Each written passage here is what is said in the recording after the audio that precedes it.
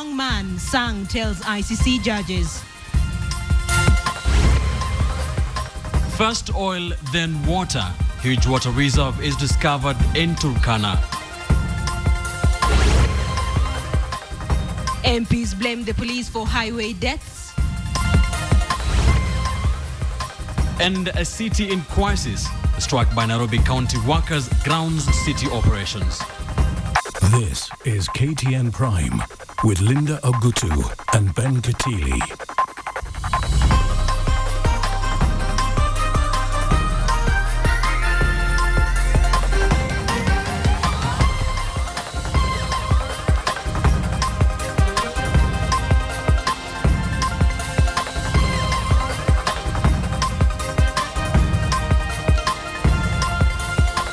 Turkana County has done it again. Well, Turkana is no stranger to the limelight, but usually it is for all the wrong reasons. Not tonight, though. Turkana has grabbed the world's attention following a discovery of a huge water reserve. Details of that story coming up shortly, along with an insight from a water scientist, that is Professor George Croder, who will join us live from our city center studios. And on day 2 of the Hague trial, Joshua Arap Sang turned into his own character witness. As always, we are covering this story for you in a way that only we can. In a short while, we will be joining Rita Tinina all the way from The Hague. She has been covering this for us since the beginning of the trial, and she will be giving us the very latest. Good evening. Welcome to KTN Prime.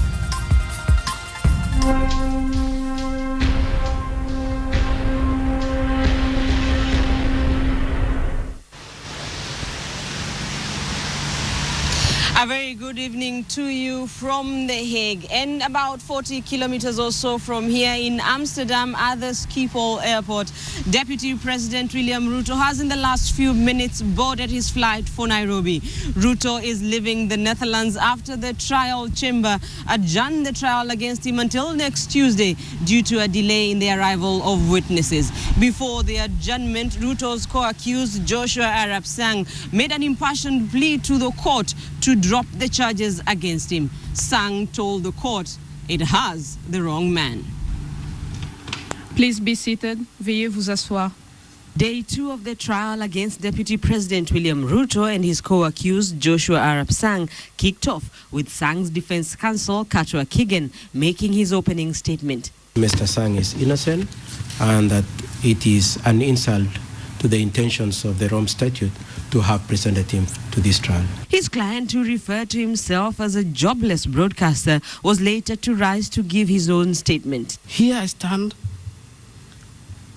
the prosecution bringing allegations that want to cut short my broadcasting life, the life that I enjoy. Sang maintained his innocence, saying allegations by the prosecution against him were baseless. The prosecution has the wrong person here. Sang told the court that he had worked for 2 Christian radio stations before joining Kass FM and denied claims by the prosecution that he had ordered attacks in Eldoret during the post-election violence using his radio show. And here, there's somebody saying it on there. 4 days, according to them. The government just was so lenient to me. I was too short to be noticed by law. His lawyer termed Sang a victim of the weight and might of the prosecution and accused the prosecution of putting the Kalenjin community on trial. Counsel for Mr. Sang says that the prosecution's case is about an indictment of the Kalenjin people and the Kalenjin tradition. Again, that is manifestly not our case.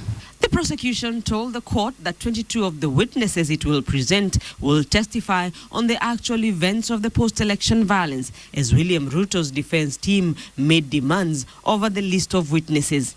Because the first 3 witnesses have withdrawn, we don't know who are going to come, who's going to be the 4th witness. And I would ask that an order be given that the prosecution send us a revised list of the next 10 witnesses. We would prefer to call as many of the Kenyan witnesses as we can and get them out the way isn't perhaps the right word, but to get the evidence on record as swiftly as possible. As had been anticipated, the court adjourned the trial until Tuesday next week to allow the prosecution time to prepare its witnesses. And reconvene on Tuesday at 9:30. The adjournment allowed Deputy President William Ruto to travel back home. Ruto will arrive in Kenya on Thursday morning and is scheduled to travel back to the Netherlands in time for the resumption of trial on Tuesday, the 17th of September. Members of Parliament who are in The Hague in support of the Deputy President have also had to cut short their trip and are making arrangements to travel back home. Now, during the mid-morning session in court, the prosecution told the judges that it prefers to deal with the Kenyan witnesses first. The prosecution also indicating that those witnesses who are expected to take the stand next week should arrive in the Netherlands latest by tomorrow. That even as the ICC Trust Fund for Victims announced that those affected by the post-election violence will not be compensated if Kenya withdraws from the Rome Statute. Despite that adjournment, we are keeping it here in The Hague, and we will be bringing you the very latest on all matters on the situation of the Kenyan case before the court. Back to you in Nairobi. Rita Tinina speaking to us all the way from The Hague, giving us the latest of what happened today. Of course, she will be keeping an eye on things for us there when the trial resumes next week. Let's stay with the International Criminal Court and back home. The Jubilee Alliance is accusing the International Criminal Court of undermining the country's sovereignty. The ruling coalition says that adjournment of the case against Ruto and Sang undercuts the Deputy President's goodwill to attend the trial. The people of Kenya went for elections on March 4th, and they elected their government and put into power the president and his deputy with the express mandate to deliver on manifesto of the Jubilee government. That mandate was not a simple, easy mandate. It has got a task to be performed in the ICT sector, in the communication sector, in the infrastructure sector, in the education sector, transport sector, and all that we encompassed in our Jubilee manifesto. This is an onerous task that requires the two gentlemen to be in this country to perform their duties diligently and to deliver on the promises that the Jubilee coalition had issued as a coalition. To require them to attend to an ICC trial which ends up not taking place is to undermine the sovereignty of the people of Kenya that allowed them and gave them the express mandate to govern them.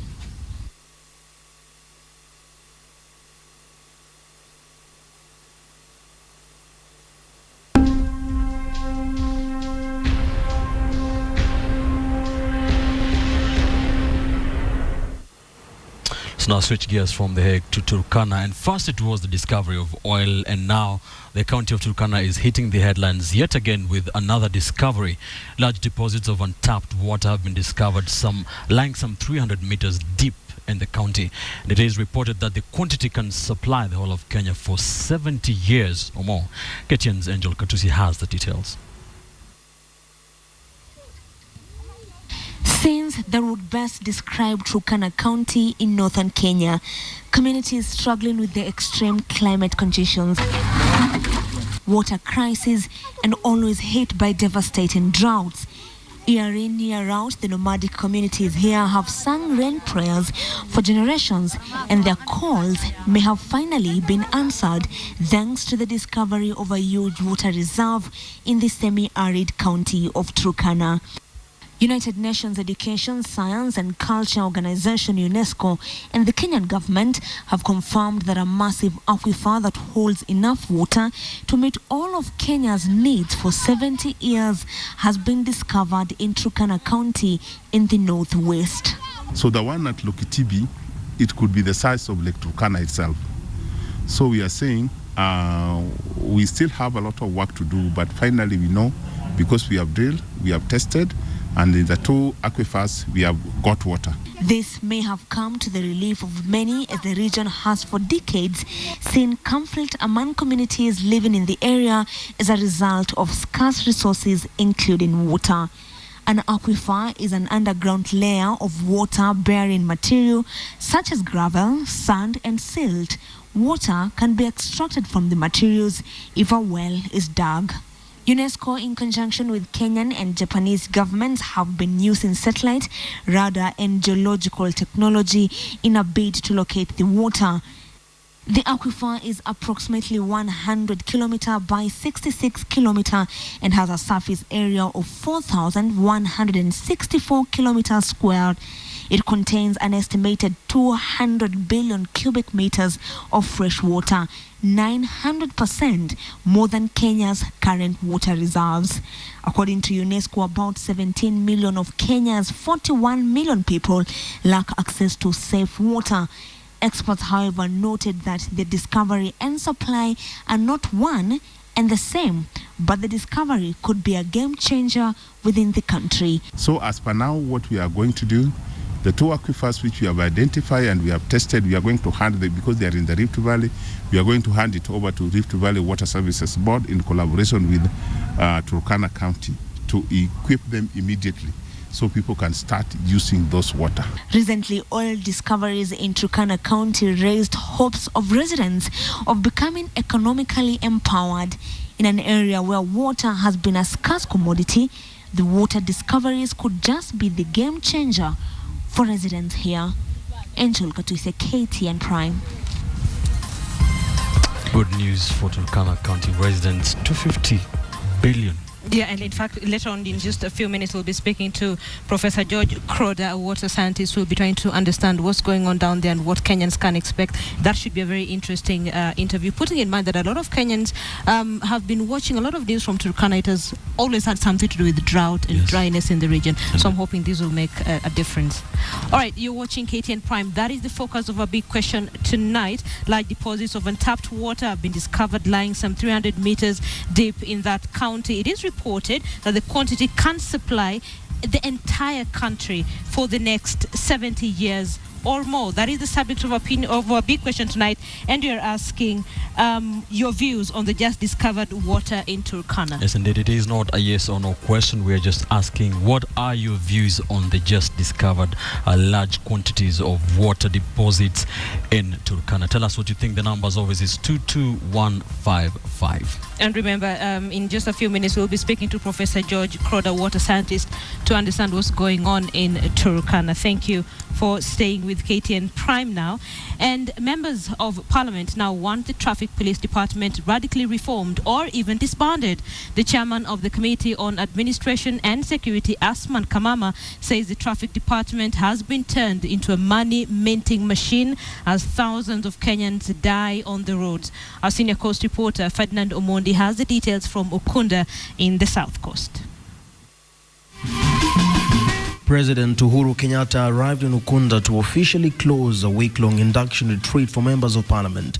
He was in time to find the Kenya Police Service being dragged in the mud yet again, particularly the traffic department.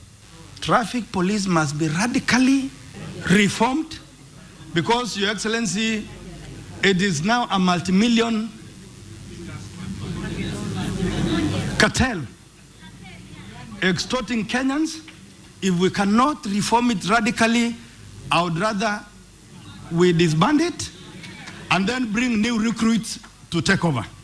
The police in general also came under sharp criticism over consistent corruption and poor service amid claims of dysfunctional hotlines and exploitation in police stations. Police stations, you go to most of them, a good number of officers demand money. Yeah? It is not easy to get a free service. Members of Parliament present agreed when the security chair said the police service was undergoing a systemic failure in spite of several reports and inquiries aimed at reversing the same. They noted that crime rates have increased countrywide and are now questioning the competence of some newly appointed police bosses. The current police police commanders, all of them must be vetted the way it was done in the judiciary. You will be surprised the number of memoranda from the public that you will get. So we need clean officers. The National Intelligence Service also came under fire for its perceived reactive nature to security threats, but its director, Major General Michael Gishangi, in one of his rare public appearances, appeared to carefully deflect the blame. There is what we as intelligence do, there is what the police will do, there is what the military will do. But it will be very unfair for me today to come and say, we told the police this and this and this, and therefore they did not share in good time, or they did not. Mine is to give you a commitment that it is indeed my intention to see that not only do we follow through on the police reforms, but also my willingness also to work with you and to get ideas also from you. It was yet another session where strong words of condemnation rang out to condemn the rising insecurity in the country. But what will most likely interest the ordinary mwananchi more is whether these words will finally be put into strong action. Ferdinand Omondi, KTN, Ukunda, Kwale County. Ferdinand Omondi, many thanks for that. Now, Traffic Police Department, there is a complaint by members of parliament. They want it reformed or even disbanded. That is not the only headache the police have right now, Kitili, is it? Indeed, Linda. It is 3 years since government Kenya started on efforts for police reforms, and over 200 reforms were recommended by that task force headed by the retired Justice Philip Ransley. Tonight, we're going to focus on just one of the institutions put in place to make sure that happens, and that is the Independent Police Oversight Authority, also known as IPOA. It has conducted a survey to just take a look at how the police has performed, and just take a look at what that survey, which of course polled over 5,000 households and about 500 police officers. The two of the biggest problems bedeviling the police is, first of all, low pay. Not a big surprise there. Of course, we have reported for many years the police have been some of the least paid or worst paid civil servants in the country, and that according to this survey is affecting their performance. Another one is lack of welfare incentives, that of course is linked to the first one, that is low pay. Of course, just taking a look at the living standards of police officers across the country. Other challenges facing the police according to that survey: limited resources, of course, to carry out their work, that is by police. We have covered stories of shocking incidents where police are unable to reach crime areas because of lack of resources, including vehicles, of course, in the police service. Another one is corruption. The police has also been the Kenya police, of course, has been leading in terms of the most corrupt institution in Kenya for many years. That, of course, is coming up as a problem, according to that survey by the IPOA. Discrimination is another, according to that survey, of course, that is in form of nepotism, ethnicity, as well as other general favoritism problems. Let's take a look at Kenyans' take on that particular survey, of course, on the performance of the police service. Of course, 3 years down the line after the promulgation of the new constitution, threat of imprisonment still comes at the top, according to what Kenyans are complaining about the police. Another one is falsified of evidence, of course, when Kenyans find themselves on the wrong side of the law. Bribery, another problem, of course, connected to the corruption issue that has bedeviled the Kenya police service for many years. Brutality, police brutality, is also coming at the bottom of those complaints by Kenyans. Remember, IPOA was formed to take a look at public complaints against the police. And finally, the level of confidence in that independent policing oversight authority. And 34% of Kenyans, a paltry 34% of Kenyans have confidence in IPOA. That, of course, is a grim statistic for that police oversight body. 62%, a better figure in the police service. 62% of police officers have confidence in IPOA. Of course, we have seen the government dedicate a lot of money on the police. We shall be hoping, Linda, that the IPOA and the other police reforms institutions will be able to realize that dream of they have a long way to go, professional police force. They have a long way to go. Putting in mind what the members of parliament are telling the president today. Indeed. All right, you're watching KTN Prime. Thank you for staying with us. Let's remind you of our big question tonight: large deposits of untapped water discovered in Turkana. And tonight we are asking what your views are on that discovery in Turkana. Let us know what you think.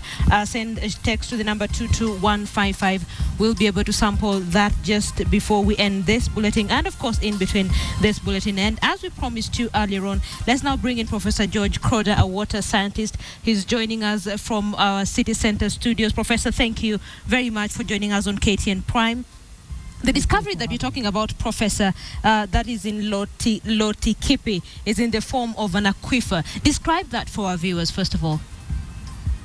Basically, an aquifer is water which has penetrated the ground and is held within the water, soil particles, or held between the cracks underground. And when drilled, then the water can be, through a well, the water can be brought to the surface and used. Professor, 250 billion cubic meters of water. Evidently, this will be a game changer in Turkana. Yes, that's quite true. As you probably know, Turkana has been known to be a drought-stricken area, and water is basically the limiting factor. We could see that major areas of suitable soil could now start to be irrigated. We would like to probably see more grass being irrigated and more production of livestock. And basically, it will change the entire socioeconomy of the district, indeed the entire county, and Kenya is a beneficiary if it works out. Professor, this is the second major discovery in Turkana. Of course, early last year, there was the discovery of oil, that is in March last year. There's a lot of excitement in the region. From where you stand, how long will it be before the residents actually benefit from this discovery? Now, basically, the two wells which have been drilled can be tapped as soon as possible. We are looking at about 300 meters depth. And so the amount of power required to bring that water to the surface is not enormous. And therefore, probably in another 2-3 years, there will be major feasibility done, storage facilities arranged, and even pipelines designed. Professor, let me look at a research that was carried out by the British Geological Survey, and that research mapped out potential groundwater in the continent. In fact, they said that Africa is sitting on a vast reservoir of groundwater, and as we speak, another aquifer has just been found in Namibia, one of the driest regions in the continent. What then does this say about the arid and semi-arid areas in the country? Is there hope looking at this? There is tremendous hope in Africa, as research indicates.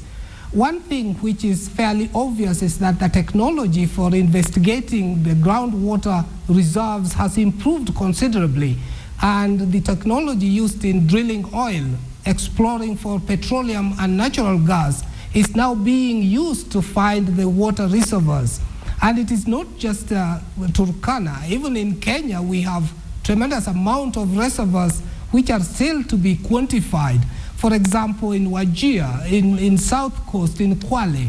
So it's the entire continent. But the largest aquifer which had been known up to now was in North Africa, what has been known as the river, the underground river in Libya, Mauritania, and some parts of Northern Africa.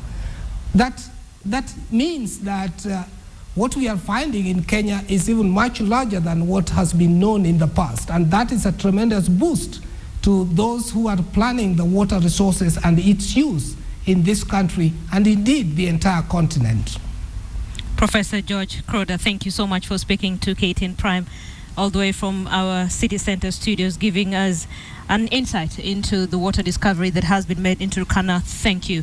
You're watching KTN Prime, and just ahead. Nairobi Governor Evans Kidero remains mum as county workers strike grounds operations. Safaricom Business. Get your business connected to the internet with our fixed data solutions, perfect for all your needs.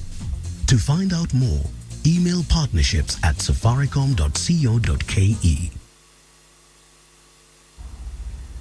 Welcome, I'm Joy Doreen-Bira. Let's do business. Kenya's tourism numbers dropped in the period 2012-2013 due to uncertainties around the March 4th general elections, with source markets registering reduced numbers of visitors. Michael Karanja kicks off tonight's business with those details. Tourism has since independence been one of the cornerstones of the country's economy. Contributing 11% to the GDP and a major source of foreign exchange, it is no wonder then the government has a soft spot for matters tourism. However, increased competition saw tourist arrivals fall by 8.8% to 1.16 million international arrivals compared to the 1.2 million that were registered the previous year. Like any other key development sector, tourism has faced major challenges in the past couple of months, a trend that has led to a slight drop in terms of growth. All the country's source market witnessed subdued numbers, led by the UK, which declined by 17.1%. However, efforts to diversify tourist markets appear to be bearing fruit, with India posting 10% growth with 66,000 registered arrivals. The subdued arrival numbers also saw revenues dip by 7.4% to 96.2 billion shillings compared to the 103.9 billion shillings the previous year. We are also keen on breaking the seasonal mindset so that domestic and regional tourists travel throughout the year and therefore cushion us as an industry, especially during the low seasons. To revive the fortunes of the sector, the ministry says it is putting in place a national tourism strategy that is expected to improve the fortunes of the sector that is facing increased competition from other countries. Michael Karanja, KTN Business Today. Thanks, Michael. And at an 8.8% dip, that's not quite good for the tourism sector in Kenya. In more business, commercial banks, especially those operating in Africa, must embrace mobile banking technology if they are to remain relevant in business. Our reporter, Philip Keitani, explains why. Even with 3 bank accounts to his name, Mohammed Kasim, a Nairobi resident, says he rarely visits his bank branches. Natumia M-Pesa sana, so M-Pesa imekuwa convenient, na hata sometimes unajua uko na emergency, so the branches are not close na ATM. Like many other Kenyans who operate bank accounts, Kasim has found the option presented by mobile banking as well as mobile money transfer convenient and safer while dealing with his hard-earned cash. And this is a fact that commercial banks in Kenya are very much aware and working on to keep them in business. Today, the average customer has a bank account, a savings account at a SACCO or MFI, and uses a mobile payment product from a telecommunications service provider. Already, a number of local banks are leveraging on their mobile platforms to boost their offerings to customers. However, the hit from mobile phones is much more on the unbanked population that finds mobile phones easy to use as a banking platform. The convergence between internet and mobile banking application now threatens to render physical bank branches irrelevant as more and more people embrace the two technologies in transacting their day-to-day financial businesses. Philip Keitan, KTN Business Today. The county government of Nairobi is working on laws to keep heavy trucks out of the city roads. This is expected to tie in with the completion of the southern bypass currently under construction. Over the years, heavy trucks crossing through Nairobi from the port of Mombasa have become a common sight within the city roads. But this should soon come to an end, according to Nairobi Governor Evans Kidero. When the southern bypass does open, the county government is going to pass a law that will not allow vehicles that are over 15 tons or over 10 tons to go into the city. Kidero has expressed optimism that the standard gauge railway to be built over the next 3 years will provide a solution for traders seeking an efficient way to transport goods from the port, thereby easing the current burdens and traffic on the city roads. We signed a memorandum of understanding for the financing of the Nairobi to Mombasa rail. PS Duba is working very hard to make sure that we break ground for the standard gauge railway by end of this year. The railway will also help the port offload goods more efficiently and also enable KPA to utilize its inland port in Nairobi, which is currently suffering underuse. The capacity utilization of the KPA depot, which is 180,000 containers per year, its utilization is only 25% because they only do 4,000 containers per month. Adelaide Changole, KTN Business Today. And farmers and retrenched workers of the Pyrethrum Board of Kenya have called on the central government to send packing the management of the institution. While demonstrating in the streets of Nakuru town, the group alleged that the management of the board was involved in misappropriation of funds. The group claimed that the board owed retirees and retrenched staff a total of 110 million Kenya shillings and further 50 million shillings to farmers. The group noted that as a result of the non-payment of dues, they had been reduced to poverty as they continue to struggle to make ends meet. Additionally, they blamed the board of failing to supply the farmers with pyrethrum seedlings on the time to sustain the crop in the region. Over the years, pyrethrum industry in Kenya has continued to slow down, remaining only as a pale shadow of its former self. The county government of Nakuru has, however, vowed to revive the industry in the coming days. Now, let's take a look at how the Kenya shilling fared today against other currencies and also how the listed companies fared today.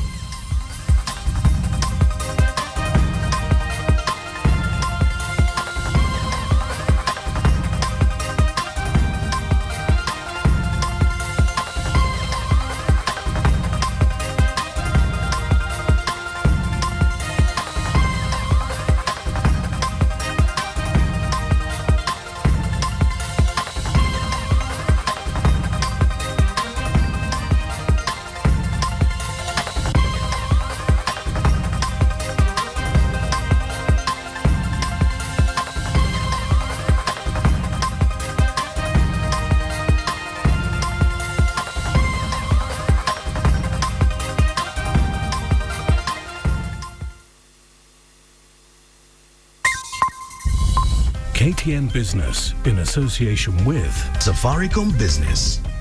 Get your business connected to the internet with our fixed data solutions, perfect for all your needs. To find out more, email partnerships@safaricom.co.ke. And that's it for business. I hand you back to Ben Kitili. Ben, take it away. Thank you, Joy Doring. Joy Doring there with the latest in the world of business. Now, let's take you to a top story tonight on the ICC trial. Day 2, radio journalist Joshua Sang's defense team today presented its opening statement on the second day of Ruto and Sang's trial at the International Criminal Court. Sang told the judges that the charges against him were a fabrication, and at the end of the trial, his defense team will prove the prosecution wrong. The court has adjourned until Tuesday next week after witnesses in the case failed to show up in time. Deputy President William Ruto is expected back in the country early tomorrow morning.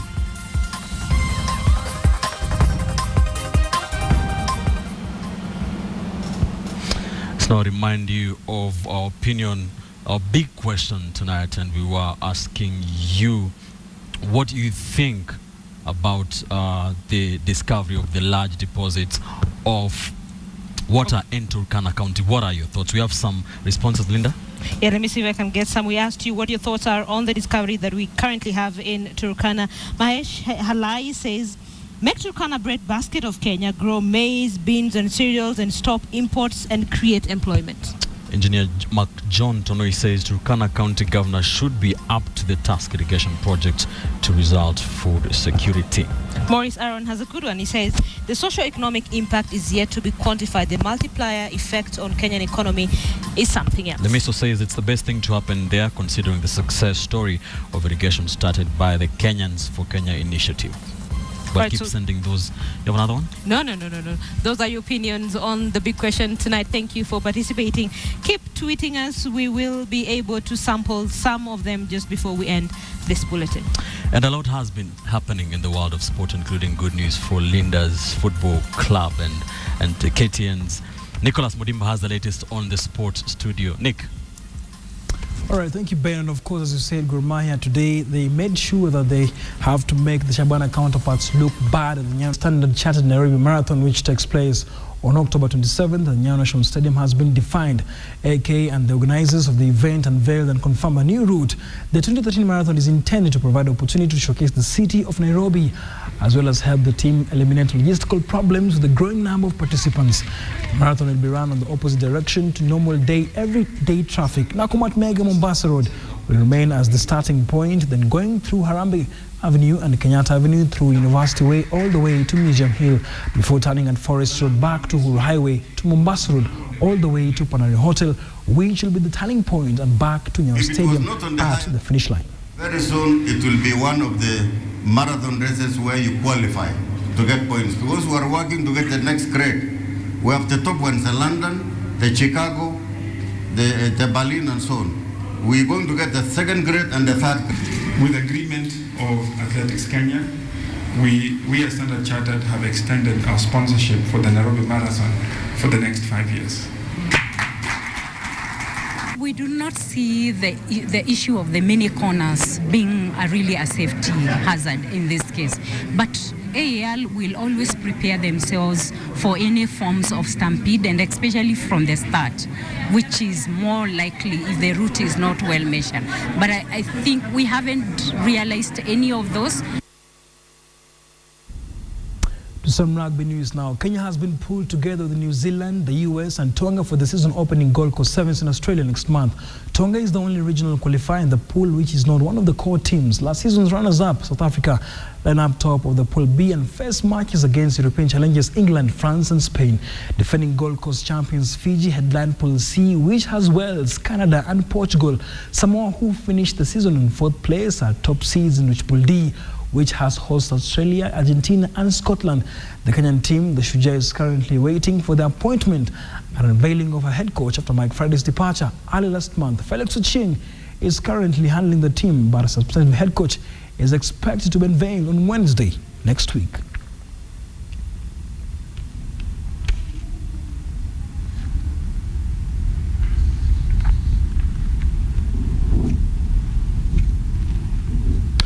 Athletics Kenya Supremos conveniently put aside the differences as they officiated the launch of this year's Standard Marathon.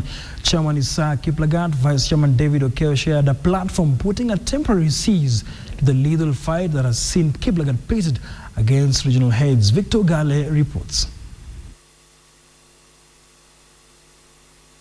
I know there have been a lot of here and there. Oh, Athletics Kenya napigana, sijui nini. Hatupigani. Kwa nyumba lazima mkwaruzane kidogo, si ndio? Hata mbaba, bibi na bwana, kabla mjakuwa rafiki, mnakwaruzana kidogo. The launch of the 2013 Standard Chartered International Marathon brought together AK Chairman Isaiah Kiplagat and one of his deputies, David Okeo. The two have not seen eye to eye since the conclusion of the World Athletics Championships in Moscow early last month, as Okeo teamed up with other regional officials to fight Kiplagat, whom they accused of dictatorship at Riyadh House. But the two, however, admitted the differences existed but maintained they will be ironed out. We are working together, hakuna problem. I can tell you, you will see us. Tukitoka hapa, tunaenda kunywa chai. Okeo is among AK affiliates who are demanding for a special general meeting to align AK's constitution with what the affiliates had proposed. The ultimatum to call for a special general meeting expires this Thursday with no word for a meeting. We are mature people, so if I differ with you in principle, that does not mean I'm your enemy, no. But you see, sometimes they say it's always good to disagree to agree. Kiplagat has been at the helm of Kenyan athletics as chairman since 1992. Victor Ogale, KTN Sports. Former Manchester United's forward Dwight York believes Victor Wanyama's move to Southampton is an indication of a huge potential in the country. The silent assassin, as he was known during his playing days, formed one of the most lethal partnerships with Andy Cole and helped Manchester United clinch the 1999 treble. He shared some coaching tips to the two Kenyan youth teams that will be leaving the country for Nigeria on Saturday. The Trinidad and Tobago former football player came from a very humble background surrounded by a lack of football infrastructure. As a small boy, and when watching the young boys at Upper Hill, he could not help but remember his playing days at tender age. In fact, Kenya reminds him of Trinidad and Tobago back then. I came here because I see a lot of similarity in obviously my background of coming from the Caribbean and the small island of Trinidad and Tobago. But it's the same struggle. The facilities are not great. The football pitch is not great. But yet there is lots of boys and girls out there who are aspiring to be professional football players. So, that in itself is encouraging.